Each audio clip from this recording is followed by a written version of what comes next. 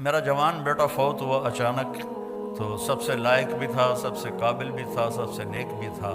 تو پہلی دفعہ مجھے یہ آیت سمجھ میں آئی کہ یعقوب اور یوسف کی جدائی ہوئی، دونوں کو غم ہے، بیٹے کو بھی غم ہے، باپ کو بھی غم ہے، لیکن بیٹا اندھا نہیں ہوا، باپ بیٹے کے غم میں اندھا ہو گیا۔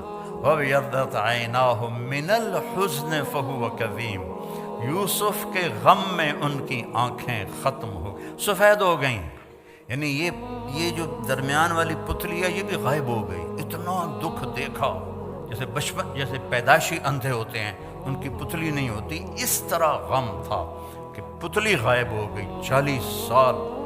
وَابْيَضَّتْ عَيْنَاهُ، تو بیٹے کے جانے کے بعد یہ آیت سمجھ میں آئی ہے کہ جو غم ماں باپ دیکھتے ہیں وہ اولاد نہیں دیکھتی ہے۔ ماں سامنے گئی، باپ سامنے گیا، چاچے سامنے گئے، تائے سامنے گئے، کزن سامنے گئے، لیکن عاصم کا جانا کوئی اور طرح کا ہی تھا۔ اللہ کسی کو یہ دکھ نہ دکھائے۔ قبر میں آپ تو مستورات ہیں، ہم لوگ قبر میں اتارتے ہیں جب ایک تاریک کوٹھڑی میں، تو دل ہل جاتا ہے، لیکن سب سے زیادہ جو دل ٹوٹا اور بکھرا وہ اپنے بچے کی قبر میں جاتے ہوئے دیکھ کے ٹوٹا۔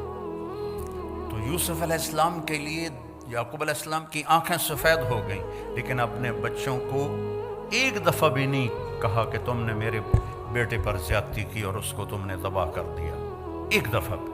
آخر کار یوسف بھی مل گئے اور بچوں کو بھی توبہ کی توفیق نصیب ہو گئی۔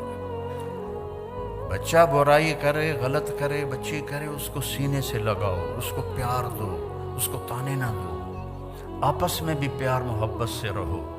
خامند اور بیوی آپس میں لڑ پڑیں اور پھر صلح کر لیں تو ان کے پچھلے سارے گناہ معاف ہو جاتے۔ اللہ کو یہ اتنا پسند ہے یہ عمل۔